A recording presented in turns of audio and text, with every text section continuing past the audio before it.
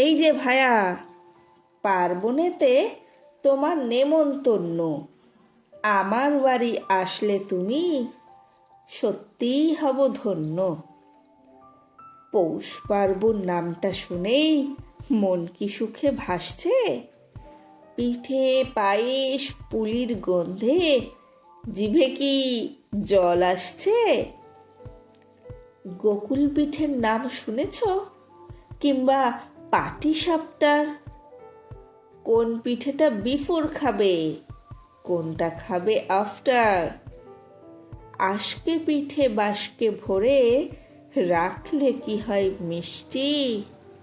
ভাজা ভিজে শুকনো সরস, শুনবে পিঠের লিষ্টি। মুগ শাউলি কোথায় পাবো জানো মুগের মূল্য? সরু চাকলি খেয়েই কত পাগল পটল তুলল। দুধ পুলি আর খাবে কি ভাই, দেখছো না কি ঠান্ডা।